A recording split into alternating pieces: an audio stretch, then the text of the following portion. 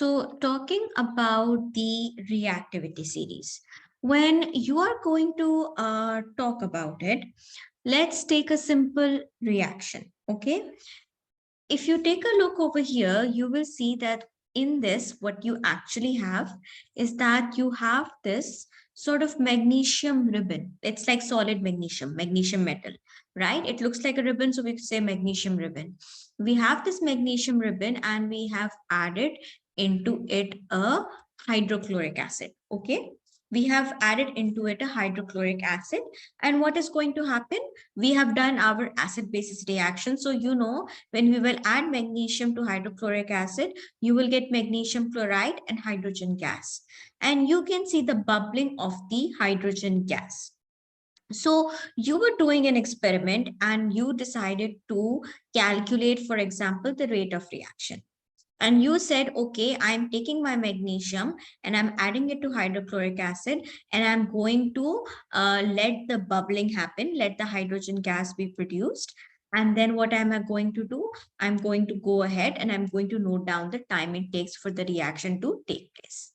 Then you decided, I will now use a different metal. I will use the same acid, but now I will use a different metal. I'm going to use zinc. So what you would do is that again, you decided to let the reaction take place, hydrogen gas be produced, and you decided to note down the time taken. And you did this with all of the metals. So eventually what you would end up with is you would end up with an order. This metal was the most reactive. It took the least amount of time. This metal was less reactive. It took a bit of less time. This metal was even less reactive. It took even more time. This metal was the least reactive. It took the most time to complete the reaction. So because of this, you can end up getting an order of the reactivity, how reactive your metal is, how much, how reactive it is. When you get that order of reactivity, that is known as reactivity series.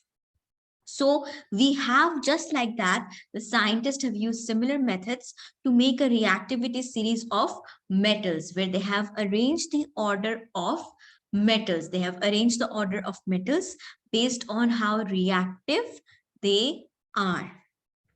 And this is your reactivity series. Okay, this is your reactivity series based on how reactive it is, based on how reactive that metal is. We now have a reactivity series. And in reactivity series, the reactivity decreases as we go down the table. As we are going to go down the table, the reactivity is going to decrease, meaning that potassium and sodium are the most reactive, while gold and platinum are the least reactive. So the reactivity is decreasing. It's getting less and less reactive as we're going from the top all the way to the bottom. So potassium and sodium are what? The most reactive. Platinum is the least reactive. And based on this, we can also predict the properties.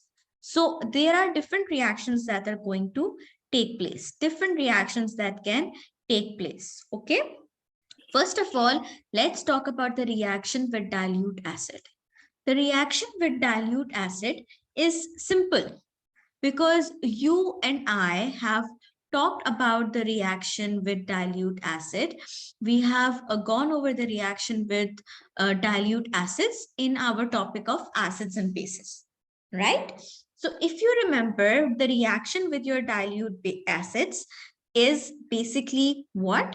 That you are going to get a salt and you will get a hydrogen gas.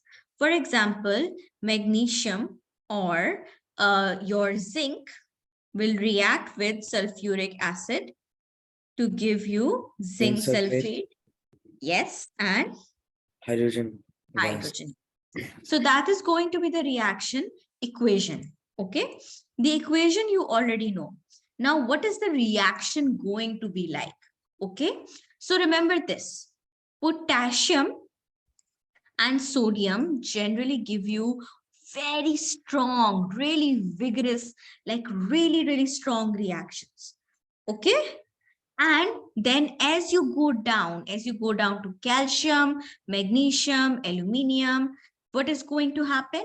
That the reaction is slowly going to become less and less vigorous. So perhaps by the time you will get to magnesium, aluminium, zinc, you will even need to provide a little bit of heat. It might not even react directly. You might have to heat it up to actually react it. So from sodium, potassium, calcium, magnesium, as you will go down, the reaction will still occur with dilute acid, but that reaction is going to be not as strong. That reaction is going to be getting weaker and weaker and weaker.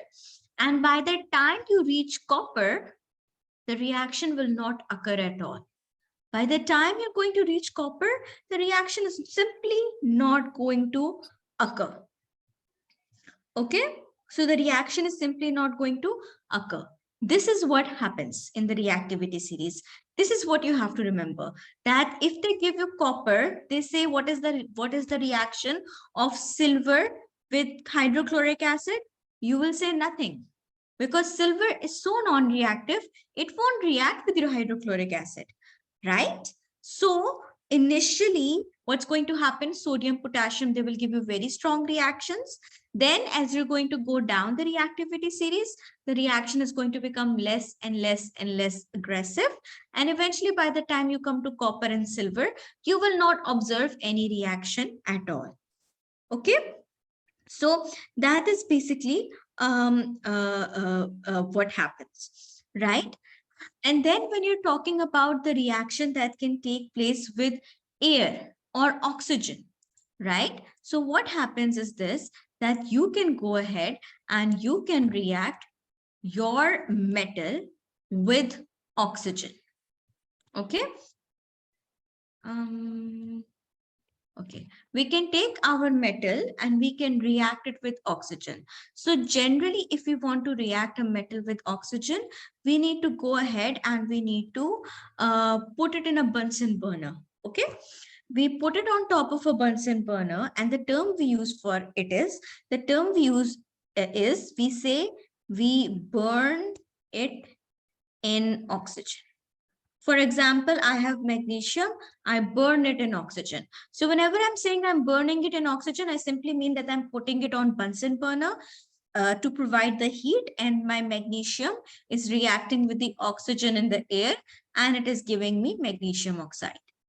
It's a pretty simple reaction. Your metal will react with oxygen to give you your oxide, which is going to be magnesium oxide. Fine. It's a pretty simple concept.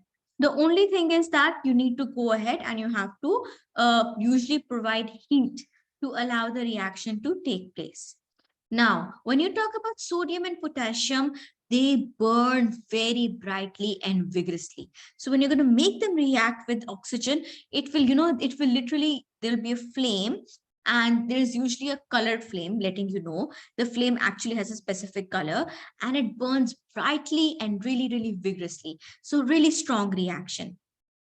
Calcium, magnesium will, they will also burn, but it will be a little bit less vigorous. The reaction will be a little bit less. Then as you're going to go down all the way to aluminium, zinc, iron, lead, so the reaction is going to become less and less and less vigorous. By the time you get to lead, the reaction is going to be pretty slow. They will react very slowly. They will still react, but they are going to react slowly. And by the time you get to silver, the reaction will simply stop happening and no reaction is going to take place. Making sense? Yes. Then you can also go ahead and react your metal with water.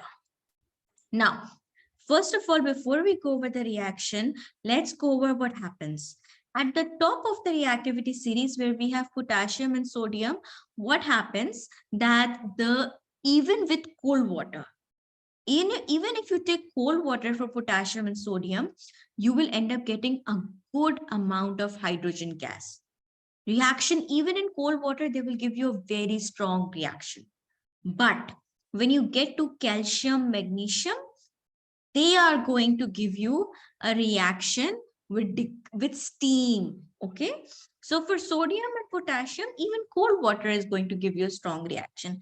That is how reactive they are. But if you want to react calcium and magnesium, you can't even use hot water. You need to have steam. And as you're going to go down all the way to iron, you're basically going to see that the reaction with steam, it still has to be steam. The reaction with steam is going to become less and less vigorous. The reaction is going to become less and less strong. And by the time you get to lead, it does not react with water or steam. Even if you use steam, no reaction will take place. So sodium and potassium can react even with cold water. Calcium all the way to iron can react with steam, but as you go down, the reaction will become less vigorous. And by the time you reach your lead and copper, the reaction is simply not going to take place at all. Now, when you're talking about this entire concept, reactivity series, you can go ahead and ask me that, Miss, okay, this over here in the middle, they have mentioned carbon. Why have they mentioned carbon? Carbon is not a metal. The reason they have mentioned carbon is because it will allow us to talk about how easy it is to extract that metal. Okay, the chapter of extraction is different. So when we do the chapter of extraction, I will tell you how the entire concept works. But before we get into the chapter of it, before we get into all of that, start with the new topic, let me give you a general idea of how it all happens. When you talk about your so you will see there's certain elements that are higher than carbon, certain metals that are higher than carbon. So the metals that are higher than carbon, they are generally you to extract them, you need to do the process of electrolysis, and you have that process as well. You have that process in your syllabus. So when we go over it, we will discuss it. But the metals that are above carbon, if I want to extract them, I have to use the process of electrolysis. Electrolysis, just to give you a general idea, you use electrical current, right? You use electrical current to break down ionic compounds. So if I have an ionic compound like sodium chloride, so I will use electrical current to break it down. So that is electrolysis. The metals that are below carbon, the metals that are below carbon, you don't need electrolysis to extract them. What you can do is that you can go ahead and use carbon to extract them. How can you use carbon to extract them? I will go over that with you later. But you can simply use carbon to extract these metals. Okay, so above carbon you need to go for generally electrolysis, because these metals are more reactive than carbon, The metals that are below carbon, they are less reactive because reactivity decreases, so they are less reactive than carbon, so we can use carbon to get these metals. And when you talk about silver, gold, and platinum, they are found in their native form. What do I mean by native form? That you will find gold as it is. You will not find gold oxide. You will not find gold carbonate. The problem with all of these other metals is that you find them mixed in with other compounds. Aluminium, if you look at aluminium, if I want to find aluminium, I will not find pure aluminium anywhere. I will find aluminium oxide. And then I have to separate the oxygen and I have to separate the aluminium. I will find iron oxide. And then I have to take out the iron from the compound. But silver, gold, and platinum are so non-reactive. They're so non-reactive that what is going to happen? They're so extremely non-reactive that you are not going to find them as a compound. You're not going to find them as an oxide, carbonate, or something. You will find gold directly pure gold, or platinum directly platinum. Might be mixed in with some sand and stuff, but it will not be a compound. It will be your pure gold or pure platinum. So what happens that as you go down the reactivity series, the extraction becomes easier, and easier. Okay. So that is what happens as you go down. So by the time you get to silver, gold, the extraction is very easy because there are no compounds. You can find it in pure form. So that makes it much more easier. So that is what is happening in relation to your reactivity series. Now, when we talk about a reactivity series, let's say I give you two metals. And I say, Arham, can you go ahead and please tell me how will you determine which of these, metals is more reactive? I have not given you anything else. I have not given you a timer. I have not given you anything else. I have just given you two metals and I have basically said that please go ahead and determine who is more reactive. This is where the concept of, wait, what happened? This is where the concept of your displacement reaction is very important. What is a displacement reaction? When a metal Now, like replaces another, like yes. neutralization, like when metal replaces hydrogen. Yeah, exactly. And But in reactivity series, a slightly different definition. Like the same thing that you said, but slightly a bit different, that the displacement reaction in terms of metals. I'm talking about metals. So in metals, a displacement reaction is the one in which a more reactive metal will replaces displace these. the Yes. less reactive metal. Exactly. Meaning that if you have copper oxide and you have your magnesium, and you react the two of them, what will happen? Since magnesium is more reactive than copper, so it will displace copper because magnesium is more reactive. Copper is less reactive. So this magnesium will displace the copper and it will give you magnesium oxide and copper metal. So copper will no longer be in a form of an ion, it will be in the form of a metal. And your magnesium compound, your magnesium is going to turn into magnesium oxide, right? So this is basically known as a displacement reaction. So by looking at the reaction, you can know which metal is more reactive and which metal is going to be less reactive. And this displacement reaction is the reason why the metals that are below carbon, they can be extracted by this displacement reaction. Okay, for example, if I have, let's say, for example, I'm not saying this is the exact method, but let's say I have zinc oxide and I have carbon. So what will happen? The carbon can displace the zinc. Carbon can displace the zinc and it can give you, for example, carbon dioxide and zinc. This is not the extraction process. Let me be clear. This is not the extraction process. This is not how it happens. I'm just giving you the process itself is quite long, but you don't have to know the process. So forget about that. The point is that if carbon is available, you can use carbon to basically go ahead and do a displacement reaction and displace the metal and end up extracting it, right? So that is basically considered your displacement reaction. That is why metals that are below carbon in the reactivity series, they can simply be extracted by using carbon. Those metals that are above carbon in the reactivity series, you cannot use carbon to extract them because carbon is less reactive. And as a result, you will need to go for a process like electrolysis. So this is displacement reaction is basically how you can go ahead and determine the order of reactivity. And this is basically, by the way, what comes in your exams as well. When you're solving your past paper questions, this is what you're going to see, that they're going to give you these displacement reactions and you will have to either make up the equation or you will have to determine the reactivity, who is more reactive and who is going to be less reactive, right? Now, let's go ahead and take a look at our entire, let's take a look at another equation. Okay, in this particular situation, let's go ahead and take another equation.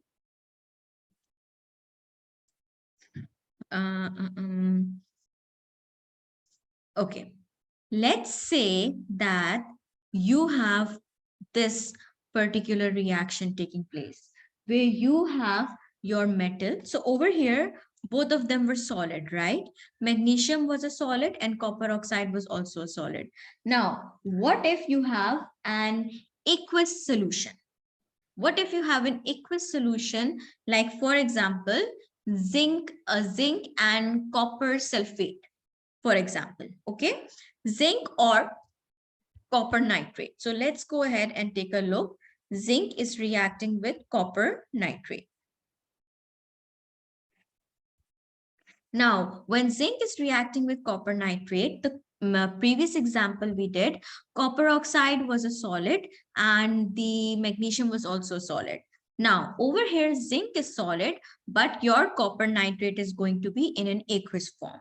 So, when the displacement reaction is going to take place, zinc is more reactive than copper. Since zinc is more reactive than copper, zinc will displace the copper and you will end up with zinc nitrate and copper. The copper will no longer be an ion, the copper will now be in a metal. In fact, if I Solid write down, sorry, or solid or still aqueous? no, solid. Once it turns into a metal, it is now solid. It's not aqueous anymore. When it is mixed when it is in the form of copper nitrate, so copper nitrate is a salt, right? Copper nitrate is a salt. And you know that all nitrates are soluble. So copper nitrate is a soluble salt. That's why it was aqueous. Okay, that's the They reason it was switch aqueous. forms. So now zinc nitrate is like aqueous and copper is solid. Yes, yes. Zinc nitrate is now aqueous and copper is now solid because copper has turned in from ions into a metal. So a metal is of course going to be solid. So if I tell you the charges over here, you will take a look and you will see your zinc has no charge. Why? Because it is in the form of a metal. It is in the form of atoms. So it will have no charge at all. Copper will have a charge of +2. Nitrate will have a charge of -1. Now, over here, what will happen? That the zinc is displacing the copper. So zinc is displacing the copper. It is making zinc nitrate. So the charge of zinc is changing. It is going from 0 to +2. Okay. And your nitrate, of course, will be -1. That will not change. Copper was +2 over here. On the reactant side, copper is +2 because, of course, it was an ionic compound. But now this copper has gone from +2 to 0. Why has it gone from +2 to 0? Because at first it was an ion in the compound, but since zinc has displaced it, so again it has gone from a compound to a metal, and it has gone from an ion to an atom, and it will have a charge of 0. So this is the charges that are going to be present. So when you are going to talk about it over here, let's first figure out the ionic equation. So you can clearly see that the nitrate ions, the charge is not changing. If you remember, I told you two conditions, that either the charge has to change or the state has to change, right? If the charge is not changing and the state is not changing, then that ion is a spectator ion because it's not taking part in the reaction. It's not undergoing any sort of change. Nitrate ions over here, they're staying aqueous. Copper nitrate is aqueous, zinc nitrate is aqueous. They're staying aqueous and their charge is not changing as well. So yes, these are spectator ions. They can be removed from the equation. What you're left with, this is basically going to be your, this is basically what? This is your entire equation. This is the ionic equation. Okay. So this is how you get the ionic equation for displacement reactions. Now, one thing you're going to notice over here is this. Your zinc ions are going from 0 to +2. Okay. They're going from 0 to +2. If you look at the structure of an atom, whenever you're going from 0 to +2, whenever you're getting a positive charge, you are basically losing electrons, right? You're losing electrons, because think about it. Let me give you an example. For example, if you have sodium, right? Sodium has 11 protons and 11 electrons in an atom form. Okay. So what will happen that if it loses one electron, so number of protons will remain the same, 11. Protons do not change. But if it loses an electron, it goes from 11 to 10 electrons, right? If it goes from 11 to 10 electrons. And what will happen? Now you have 11 protons and only 10 electrons. So 11 minus 10 gives you plus 1. So sodium gets a charge of plus 1, right? So whenever I'm saying that anyone is becoming positive, why are they becoming positive? Because the electrons are decreasing. Electrons are decreasing, protons are becoming more, electrons are decreasing, protons are becoming more. As a result, the charge is becoming positive. So over here, when you're going to look at your zinc is losing electrons. Loss of electrons, when you lose electrons, that is known as oxidation. Okay, that is known as oxidation. So over here, your zinc is being oxidized. Zinc is being oxidized because it is losing electron. Zinc is losing electron because and as a result, we use the term oxidation, that zinc is being oxidized. Zinc is being oxidized, it is losing 2 electrons. Just like that, when you will take a look at your copper, you will see that copper is going from positive plus 2 to 0. Plus 2 to 0. Which means what? Which means it is gaining electrons. It is gaining electrons. Yes. Right? Because think But how is about the it. charge zero? Zero means it's neutral, right? Yeah, Or so think about it. It is going from Cu2 plus to Cu0. It had to gain 2 electrons, right? It must have gained 2 electrons so that the number of protons and number of electrons would be the same and the charge would be 0. Right? Making sense? For example, if I give you an example, yeah. look over here. You have, again, let's take the example of sodium. Okay. So when you have a sodium ion, when I have a sodium ion, charge is plus 1. So in this situation, I have 11 protons and 10 electrons because there is one less electron, right? So that's why it has a positive charge. Now, if it's going from n plus 1 to n0, what will happen? The number of protons do not change. They always remain the same. The 11 electron, protons, 11 electrons. yes, 11 electrons. That is why you're getting a charge of 0. So you had to gain an electron. You have to get an electron from somewhere. So the electrons can become 11 and protons and electrons are equal to each other. So the charge is 0. Okay, that Okay. is how it happens. So the same thing is happening to zinc over here. Zinc is gaining 2 electrons. So right now it's positive. For it to become 0 or it to become negative, you also go from positive to negative. Okay, depending upon the equation. So as long as it is gaining electrons, it is gaining electrons. That process is known as reduction. Reduction. So over here, zinc ions are being oxidized and copper ions are being reduced. When I say the ions are being reduced, what should automatically come into your head? That they are gaining electrons. They're getting electrons. And if I'm saying oxidized, what does that mean to you? That they are losing electrons. And this type of a reaction, in which oxidation and reduction takes place at the same time. So in this reaction, oxidation is also happening and reduction is also happening. This type of a reaction is known as a redox reaction. This type of a reaction is known as a redox reaction in which oxidation and reduction are taking place at the same time. Got it? Is this making sense? Yes. Now, this was about oxidation and reduction. Now, a slight different thing that we have to talk about. Take the same equation.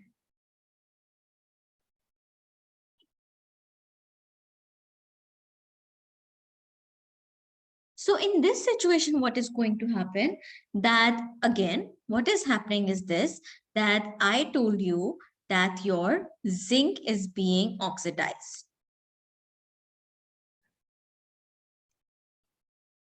And your copper is being reduced. Now, I told you that copper is gaining 2 electrons. That's what I told you, right?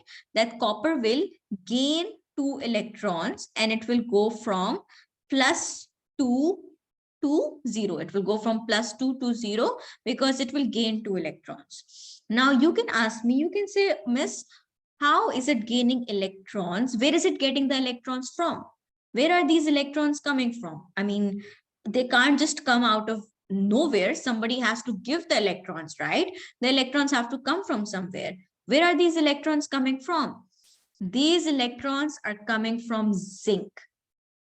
Remember, I said the zinc will lose 2 electrons. Yeah. Zinc is losing 2 electrons. So when the zinc is losing 2 electrons, where are they going? They're going to copper, exactly. And that is why I will call zinc a reducing agent. Reducing agent. Why is it a reducing agent? Because it is helping copper. It is helping copper in getting reduced. It is helping copper in getting reduced by providing the electrons. It's saying, listen, I will give you the electrons and I will help you get reduced. So it is helping. It is helping in the reduction. So zinc is the reducing agent. So zinc is the reducing agent. Now let's talk about the other side. Let's talk about oxidation. So in oxidation, we said that zinc will get oxidized. And since zinc will get oxidized, it will lose 2 electrons. So who is taking the 2 electrons from him? Who is accepting those 2 electrons? Who is helping zinc? Copper. Copper is taking those 2 electrons. So copper is the oxidizing agent. Copper is the oxidizing agent because it is accepting those electrons from zinc and it is helping the zinc to get oxidized. So when I say agent, agent is the one that is helping. Okay. So notice that they're opposite. Zinc is getting oxidized. Zinc is getting oxidized, but it is acting as a reducing agent. So the agent are always opposite. Okay. So if zinc is getting oxidized, then zinc is the reducing agent. And if copper is getting reduced, then copper is the oxidizing agent. Exactly. So the agent is different. Remember that. Oxidation and reduction is different and the agent is different. Agent is the one that is helping the process in taking place. So this is when you talk about a displacement reaction. When we talk about our displacement reaction, this is what is actually taking place. Oxidation and reduction. That is why displacement reaction takes place. Okay. Then this is one thing, really important thing that you need to go ahead and have an idea of. Now, another important thing that you need to know in this topic, we are not doing our metals because extraction of metals is its own topic that we have to cover. As a result, now that you know about the reactivity of metals, you need to know about the rusting of iron and how you can protect these metals, how you can actually protect the iron. So let's go ahead and do an experiment. Fine, you and me. We have 4 tubes. Okay. In one tube, what you did was you added your iron nails, you added some water, and you added some air. Fine. Okay. Test tube number 2, what you did was that you added some air and you didn't add any water, you just added some air. And along with that, you added some anhydrous calcium, calcium chloride. Calcium chloride is a salt, and anhydrous means that it is No in a water. with no water. Exactly. Why are we adding this anhydrous calcium chloride? Because this acts as a drying agent, like it helps absorb the water.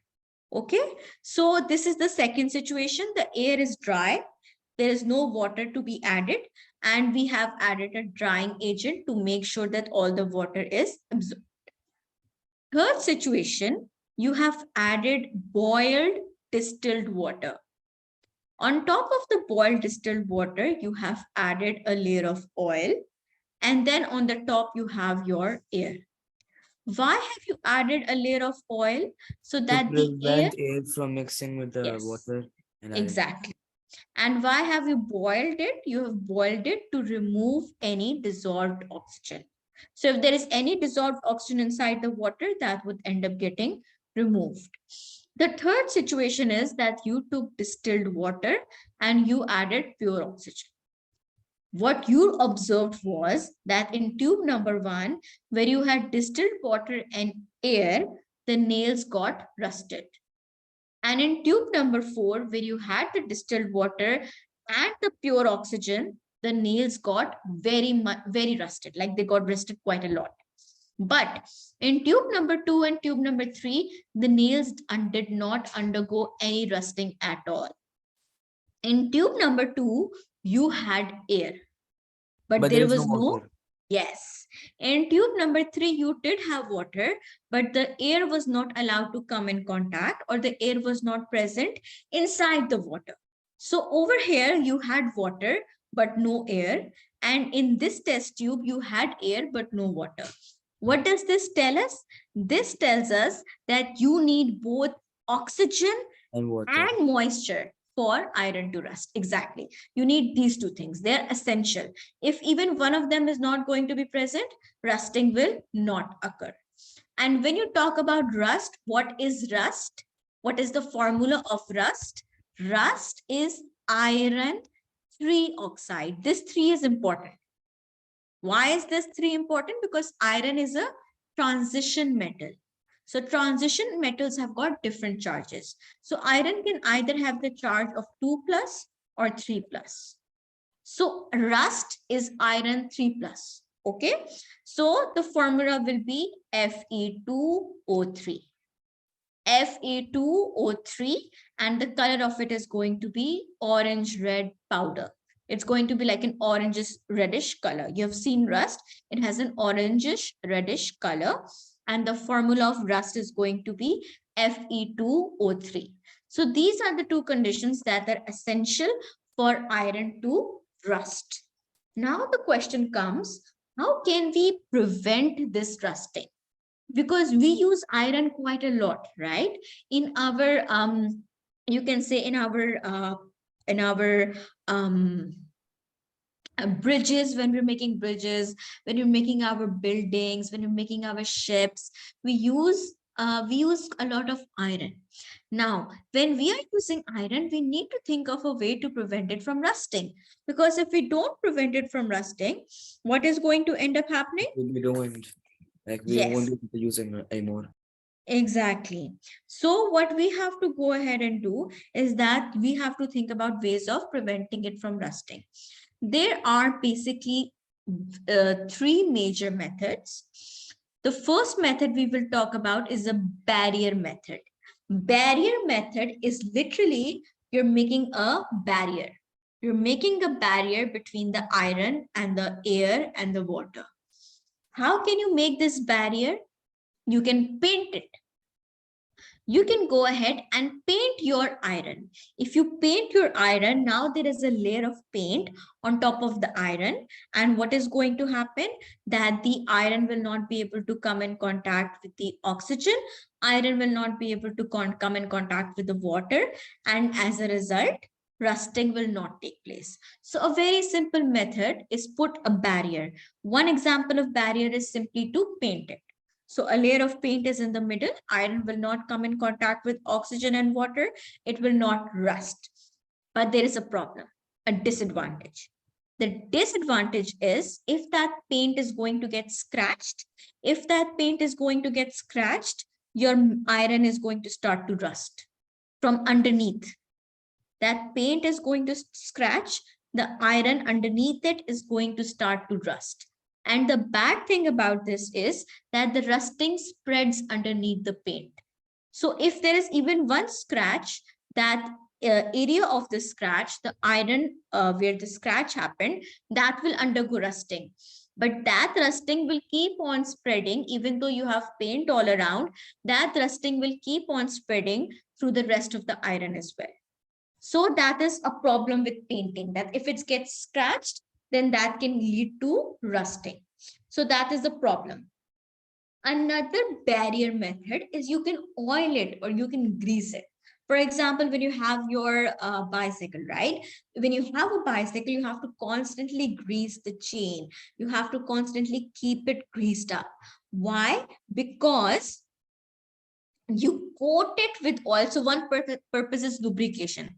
That's fine. The second purpose is that the oil makes a coat on the surface of the machine. The oil makes a coat on the surface of the iron. Reduce And friction, again, sorry? like to reduce friction in the bicycle. Yeah, that is one reason. You are right. That is one reason. Lubrication. That is fine. The second reason is to prevent rusting. Because what happens, the oil makes a layer, it makes a barrier between the iron and the air. So the air or moisture is not able to come in contact with the iron. Okay, so it also prevents rusting. Not only is it for, reducing friction, it also prevents rusting in the same way as paint, that it makes a layer, not letting your iron come in contact with your oxygen and your water. But of course, when you're talking about the method of using oiling, you have to make sure you keep doing it again and again and again and again. You have to repeat it, otherwise there is no use of it. Then you can coat it with plastic. For example, your refrigerators. If you ever take a look at your refrigerator, you will see it has inside of it, it has got a whole iron proper like iron frames.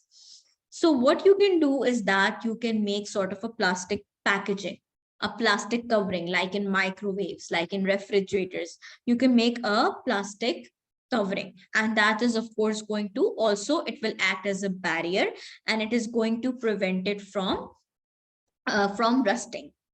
Then you can use plating. When I say plating, I mean metal plating.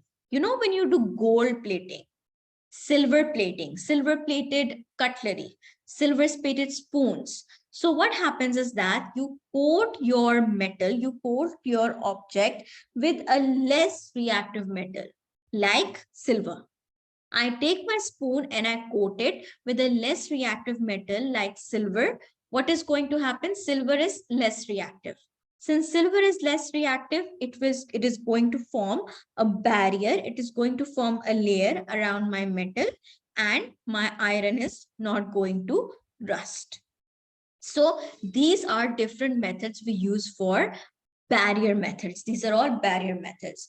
This method of plating, this is known as electroplating, and we will discuss this when we talk about our electrolysis. Okay. So when we are going to talk about electrolysis, I will then go ahead and discuss with you over there as well how you do your electroplating, how it is actually done. Okay, now this is barrier methods. All of these were your barrier methods. Now, when we are going to go ahead and talk about it, there are two more methods. One is galvanizing and one is sacrificial protection. Both of them are pretty similar to each other concept-wise. The differences are small. Concepts for both of them are the same. What is the concept for both of them? I will tell you the simple concept.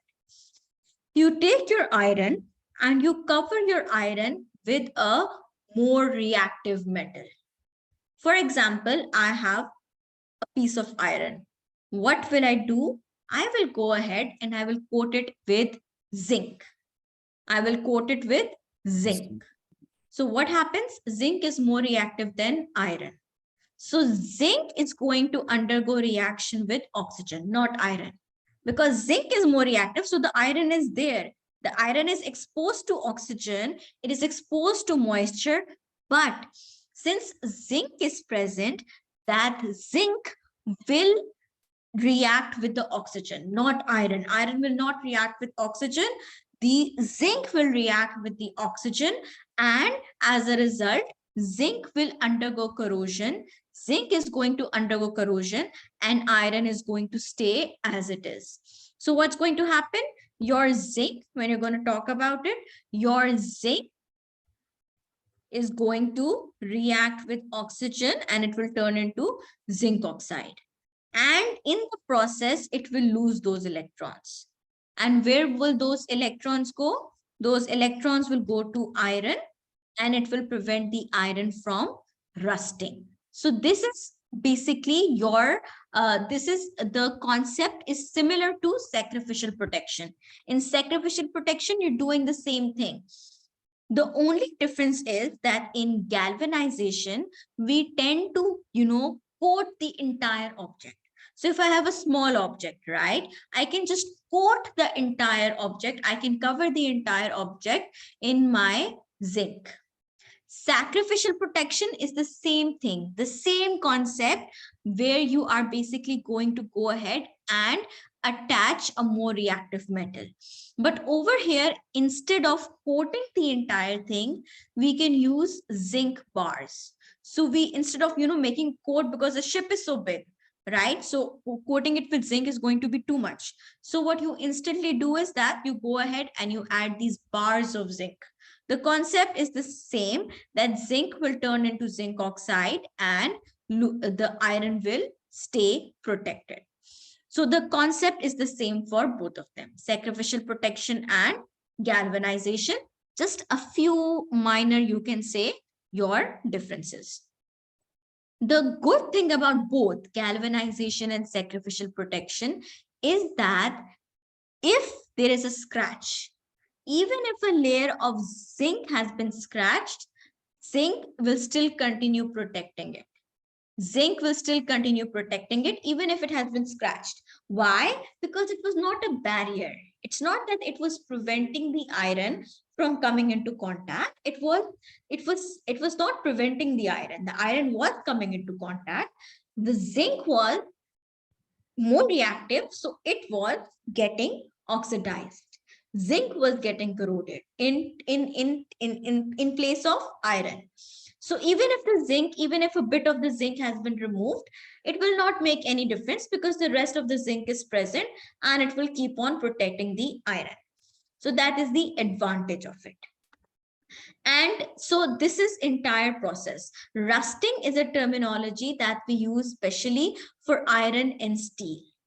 If the same process of rusting, for example, you have your copper metal, okay, and that copper metal is, reacting with oxygen to make copper oxide. So that is corrosion. So when I talk about, generally, if I talk about general process of rusting, if I talk about rusting taking place in some other metal like copper or aluminium or something, I use the term corrosion. And if I talk about iron, I say rusting. So rusting and corrosion is the same thing, just letting you know. Rusting and corrosion is the same thing. It is just that rusting is a term we use specifically for iron. Corrosion is general terminology for when any metal are chemically attacked by oxygen, water, or whatever. Okay. Now, let me just see. Any confusion so far? Anything that is not making sense? No. Okay, all right. So I think in your, let me just go through your syllabus. Right, I think for the reactivity series, this is all we had to go over. So what we'll do is this, that we'll go ahead and we will basically stop it over here for today. So